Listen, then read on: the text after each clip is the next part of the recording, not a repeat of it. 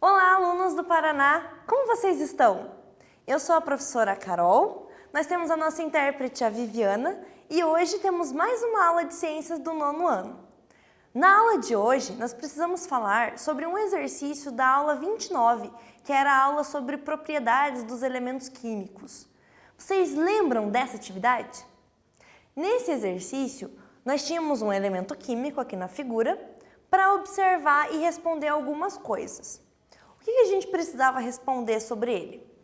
Qual era o número atômico? O número atômico dele é o número 13. Por quê? Se ele tem 13 elétrons orbitando aqui, consequentemente ele terá 13 prótons no seu interior. Na letra B, que estava faltando lá na resposta, desculpa, qual é o número de massa dele? O número de massa é 26, porque, por ironia do destino, esse átomo tem 13 prótons e 13 nêutrons. Tem alguns átomos que vão ter mais nêutrons do que prótons no núcleo. E aí a gente vai ver que a massa é diferente. Mas nesse caso ele tinha 13 prótons e 13 nêutrons. Então a massa dele é 26. Aí vocês também tinham que falar sobre quantos elétrons ele tem na camada de valência. Então 1, 2, 3. Qual que é a coluna que ele vai se encontrar na tabela? A terceira. Em qual linha que a gente vai achar ele? A terceira também. E o nome dele é alumínio. A gente já tinha visto antes, mas estava faltando aqui a letra B. Então agora tá tudo certo. Os objetivos da aula de hoje são estar com o caderno para fazer suas anotações e suas atividades. Pega seu caderno, abre ele, já coloca a data lá do dia para você não se perder depois. Confirmar sua presença na aula e realizar os exercícios do Classroom. Tem um link para você entrar em cada aula. Nesse link vai ter a chamada e uma atividade. Entra lá e faz isso porque é muito importante, senão você vai ficar com falta. Se você não tem acesso à aula Paraná e ao Classroom, vá na escola e pegue suas atividades, para você ter a sua frequência garantida e a sua nota também.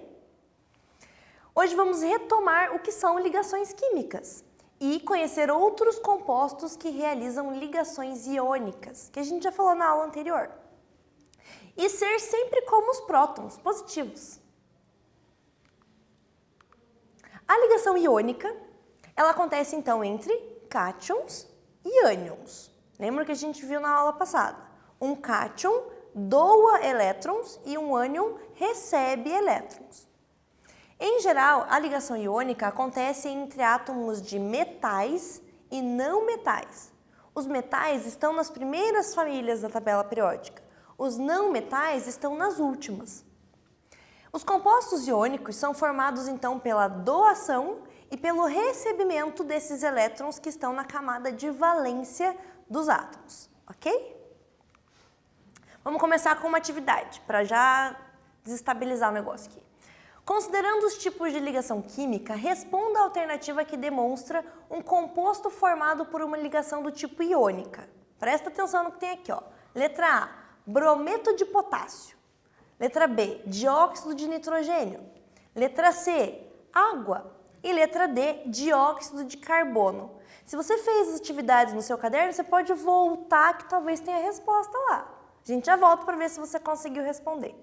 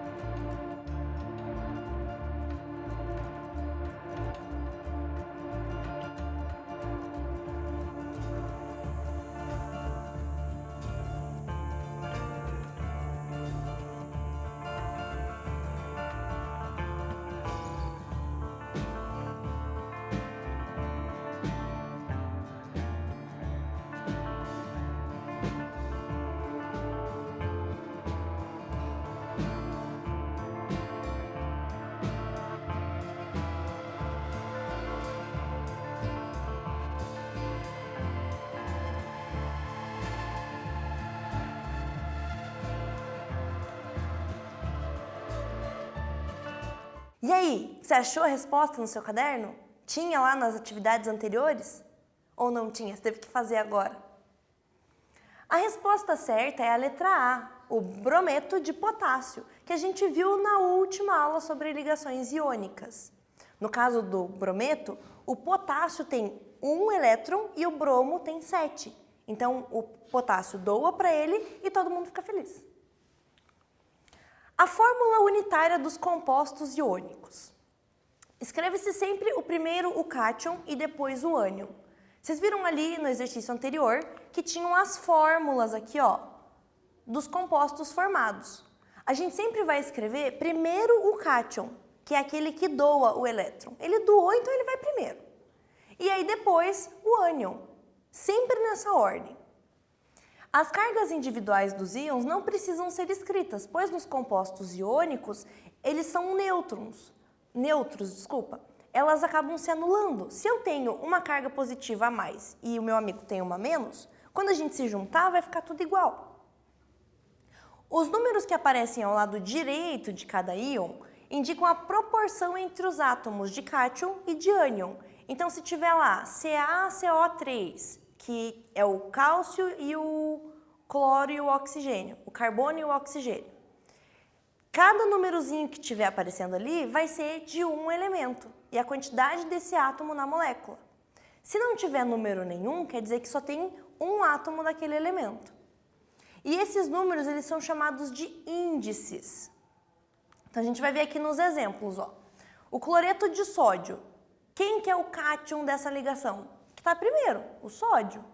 E aí nós temos um sódio e um cloro. Então não aparece nenhum númerozinho aqui embaixo. Aí a gente tem o carbonato de cálcio, que eu falei para vocês. Nós temos um cálcio, um carbono e 3 oxigênios. Quem é o cátion dessa ligação? O cálcio, porque ele vem primeiro. No outro exemplo, o óxido de alumínio, que a gente já conhece ele de muito tempo. Nós temos 2 alumínios e 3 oxigênios. Nesse caso, quem que é o ânion daqui? É o oxigênio, porque ele está depois. Aí nós temos o sulfato de ferro, onde tem ferro, enxofre e oxigênio. Só o oxigênio tem um númerozinho do lado, porque naquela estrutura nós temos 4 átomos. Os outros só tem 1, então não precisa aparecer o número. E aqui quem que é o cátion? O ferro, que ele está primeiro. Entenderam isso, né? Agora vamos fazer uma atividade aqui juntos. Da combinação química entre os átomos de magnésio, que tem número atômico 12, e nitrogênio, que tem número atômico 7, pode resultar a substância de fórmula. Que fórmula que vai ter? Letra A, Mg3N2, letra B, Mg2N3, letra C, MgN3 ou letra D, MgN2? Pensa aí, olha na sua tabela periódica, faz a distribuição lá, monta a estrutura da ligação e eu já volto para ver se você conseguiu resolver sozinho.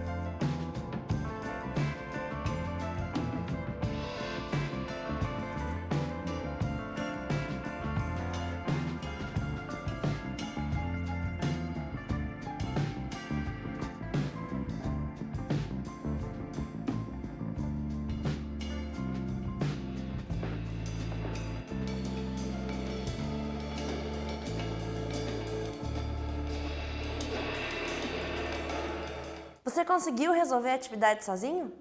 Essa é bem simples. Nós vamos ter aqui, ó, o magnésio, que tem número atômico 12, e o nitrogênio, que tem número atômico 7.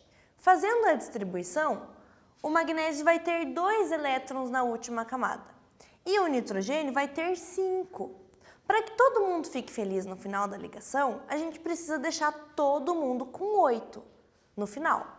Então, se a gente colocar aqui o magnésio com 2 e um nitrogênio com 5, o magnésio vai dar os 2 que ele tem e o nitrogênio vai ficar com 7. Não está feliz ainda. Então, a gente busca a ajuda de mais um magnésio. Aí o magnésio vai lá e dá mais um para o nitrogênio. Beleza, ele está felizaço. Mas agora o magnésio está lá com um elétron sobrando. Aí a gente chama mais um nitrogênio para formar esse composto. E aí a gente doa esse outro que está sobrando para o nitrogênio. Mas daí ainda faltam 2. Tá, daí a gente chama mais um magnésio para o negócio aqui e ele vai doar os outros 2 para esse nitrogênio. E aí todo mundo ficou feliz. A fórmula que a gente tem aqui é um Mg3N2, porque nós temos 3 magnésios fazendo uma ligação com 2 nitrogênios. Você vai ter que fazer essa estrutura no caderno toda vez para você poder descobrir qual vai ser o elemento e a quantidade de átomos desse elemento. Em alguns casos, você vai ver que tem 2, 3, 4 elementos na mesma junção. E aí você faz esse esqueminha, vai colocando o elemento e vai doando os elétrons para ver como que fica. Aí aqui, ó, temos aqui a amostra da resolução depois que aconteceu a ligação. O magnésio doou, ficou feliz lá em cima, todo mundo, e o nitrogênio agora embaixo com os 8 elétrons. Então aqui era no momento da ligação e agora depois da ligação. Tudo tranquilinho. Agora a gente vai falar de arranjos específicos. Dependendo do tamanho dos íons e da relação entre o íon positivo e o negativo, a gente vai ter uma formação de um arranjo específico. São geralmente muito simétricos e resultam em sólidos cristalinos com formas regulares. Então, se a gente pegar esse tipo de metal ou então de pedra preciosa que tem esse formato sólido com cristais, geralmente eles são formados pela junção desses elementos numa ligação iônica. Uma atividade para você. Um elemento X possui uma configuração eletrônica igual a 1s2, 2s2, 2p6, 3s2. Um outro elemento Y possui uma configuração eletrônica igual a 1s2, 2s2, 2p4.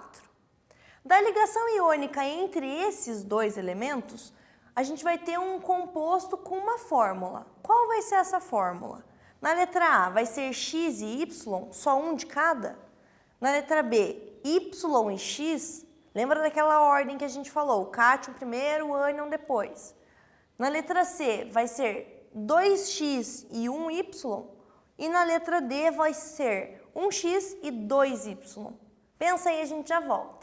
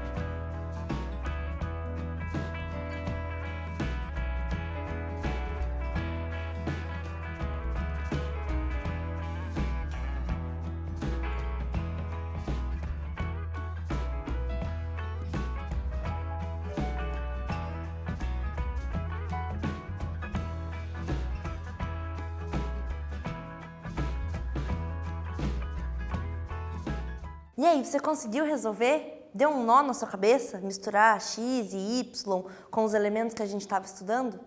É bem fácil, vem aqui comigo.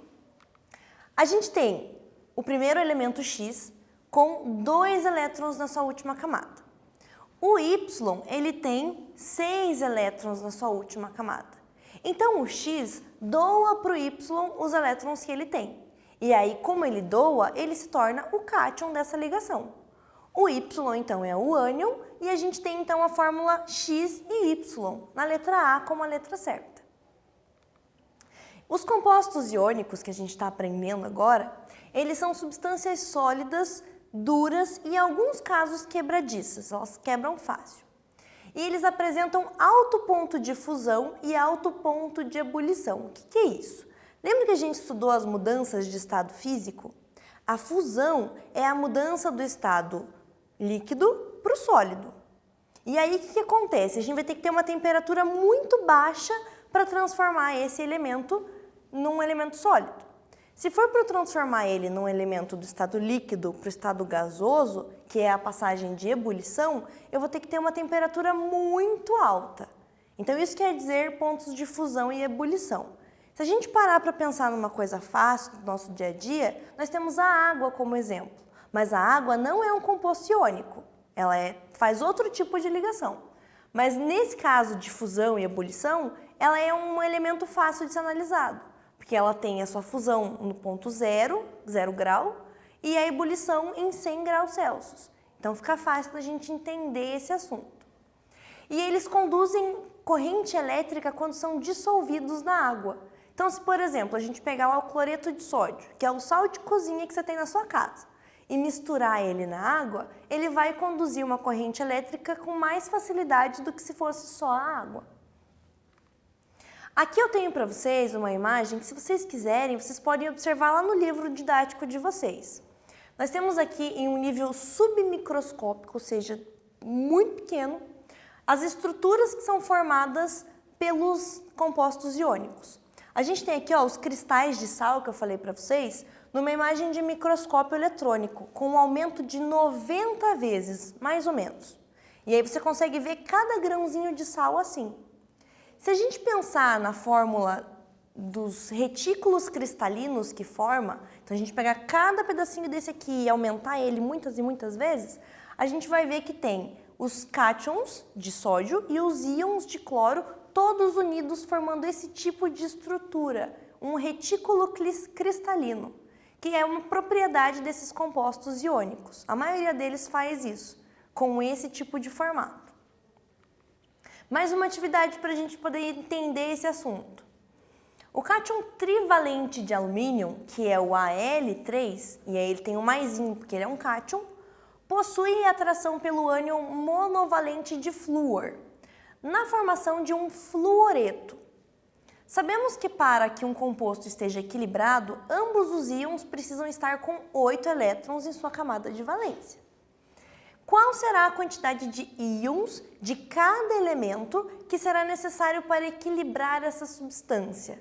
Lembra dos exercícios que a gente já fez e monta no seu caderno a ligação entre esses elementos. E a gente já volta.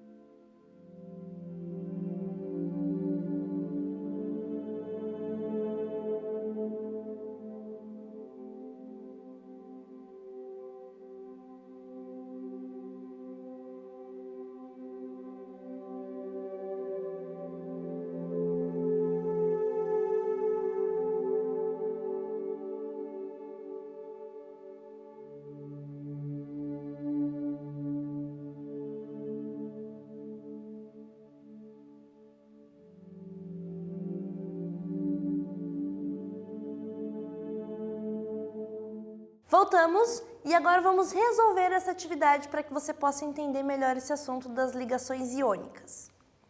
Nós temos aqui o alumínio. O alumínio, ele tem 3 elétrons na sua última camada. Ele vai se ligar com o flúor. O flúor tem 2, 4, 6, 7 elétrons na sua última camada. Se o alumínio der um átomo, um elétron para o flúor vai ficar com 8, tá felizão. Mas o alumínio ainda tem 2. E aí, o que a gente faz? A gente chama mais flúors para fazer o composto. Então, a gente chama 2 flúors e aí o alumínio vai dar os seus 2 elétrons para eles. Assim, depois da ligação, a gente vai ter o alumínio sem seus elétrons da última camada, que foram doados para o flúor, ou melhor, para os flúors. E aí eles estão cada um com 8 elétrons na camada de valência. Bem tranquilo. No nosso corpo, nós temos vários íons que fazem parte da composição e de manter o equilíbrio do nosso corpo. Nós temos aqui os cátions de cálcio, que são encontrados nos nossos ossos e nos nossos dentes. Por isso que eles são mais duros. Nós temos também os cátions de ferro, que estão presentes na hemoglobina do sangue. Eles ajudam a carregar o oxigênio que a gente inspira na respiração. Nós temos também os cátions de sódio e de potássio, que são encontrados em todos os fluidos corporais. Todos o sangue, a saliva, a urina, tudo que a gente tiver de fluido, de líquido no corpo, vai ter sódio e vai ter potássio. E nós temos um ânion que está presente no suco gástrico do estômago, que é feito de cloro. A gente pode perceber que ele consegue digerir os nossos alimentos e aí ele tem propriedades diferentes dos outros íons que a gente já falou. Então, é importante saber sobre esse tipo de íon, de ligação que eles fazem, para a gente entender o que acontece no nosso organismo. Nós temos compostos feitos por essas ligações que a gente usa quase todos os dias na nossa vida. O primeiro que a gente tem aqui é o carbonato de cálcio, que a gente usa como antiácido. Quando você está com aquela dor no estômago, assim, que você comeu um negócio que não caiu bem, você toma um antiácido. E aí ele tem na sua composição uma ligação, um composto feito de uma ligação iônica. O hidróxido de magnésio é o leite de magnésia que a gente compra na farmácia, que também às vezes é tomado quando você está com dor de estômago. O sulfato de ferro, ele é usado para tratar pessoas que têm anemia. Falei para vocês que o ferro é importante no nosso sangue. Então, se a pessoa não tem ferro, ele tem que tomar esse sulfato de ferro. O bicarbonato, ele é um ânion poliatômico que controla o equilíbrio ácido e básico do nosso sangue. O que acontece? Se o seu sangue tiver com muitos ácidos, ou então ele tiver mais básico, a gente vai aprender isso depois, você vai precisar equilibrar isso. E aí a gente usa bicarbonato, naquele soro que você fica tomando na veia, muitas vezes. O bicarbonato também pode ser conhecido como bicarbonato de sódio, que é esse branquinho aqui que tem 1001 utilidades.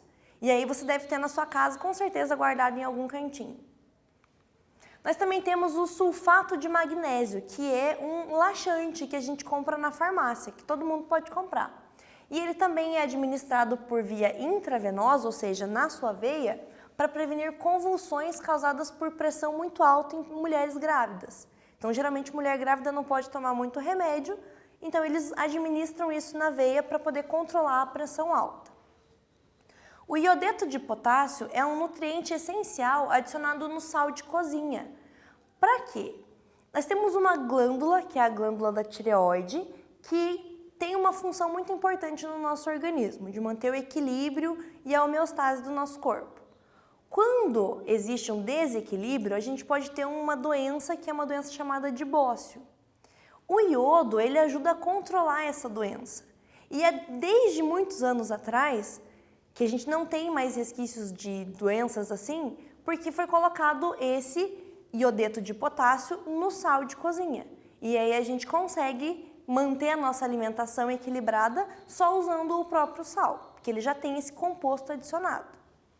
E o fluoreto de sódio, ele é adicionado na pasta de dente, para que o nosso esmalte do dente seja fortalecido. Por mais que a gente tenha cálcio no dente, a gente precisa manter o esmalte que está por fora do dente. Então, esses compostos, eles são formados pela união de metais e ametais, num tipo de ligação iônica, e eles têm uma serventia muito grande no nosso cotidiano. E agora nós temos uma atividade para fixar tudo isso que eu falei. Vocês vão relacionar os respectivos íons às suas utilizações em nosso cotidiano e em seguida vão marcar qual é a alternativa que demonstra essa sequência certa. Então a gente tem aqui, ó, na letra A, carbonato de cálcio, na letra B, iodeto de potássio, na letra C, fluoreto de sódio e na letra D, hidróxido de magnésio. Você vai ver qual dessas funções aqui é a de cada um. Então, qual desses compostos é utilizado nas pastas dentais para evitar a formação de cáries? Qual deles é componente do sal de cozinha? Qual deles é usado em antiácido e qual é o leite de magnésia? E aí depois você vai ver qual que é a sequência certa, se é a letra A ou se é a letra B. E a gente já volta para ver se você conseguiu.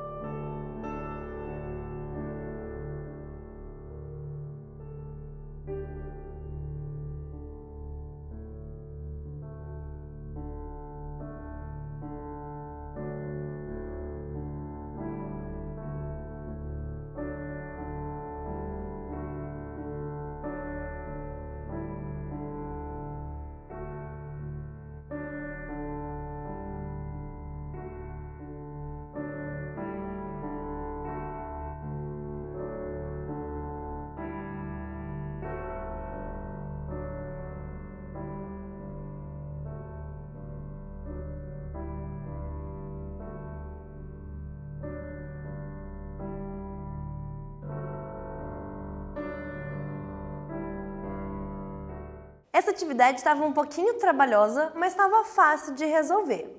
Vamos voltar aqui para corrigir e ver se você conseguiu resolver. A letra C era do fluoreto de sódio, que é o composto que a gente usa na pasta de dente para prevenir a causa de cáries e para proteger o nosso esmalte do dente. Na letra B, nós temos o iodeto de potássio, que é o componente que a gente coloca no sal de cozinha para prevenir as pessoas de terem bócio. Na letra A, nós temos o carbonato de cálcio, que é usado nos antiácidos, que você toma quando você está com um pouquinho de dor de estômago, não teve aquela digestão muito bem feita. E a letra D é o hidróxido de magnésio, que é utilizado para fazer o leite de magnésia. Então, a alternativa que corresponde às letras certas aqui é a letra B. Bem fácil, né? Na aula de hoje, nós vimos mais exemplos de elementos que realizam ligações iônicas. E aí nós vimos os compostos iônicos que são usados no nosso cotidiano. Nós vimos que eles têm inúmeras funções e que é importante para a gente saber tudo isso para depois você não tomar um remédio errado, não ingerir um alimento que vai te fazer mal. Por isso que é importante você ter esse conhecimento. Nós também vimos os íons que fazem parte do funcionamento do nosso organismo.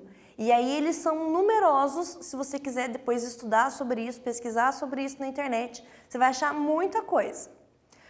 Na aula de hoje também quero lembrar vocês de não deixarem de responder a chamada e a atividade que estão juntas no mesmo link.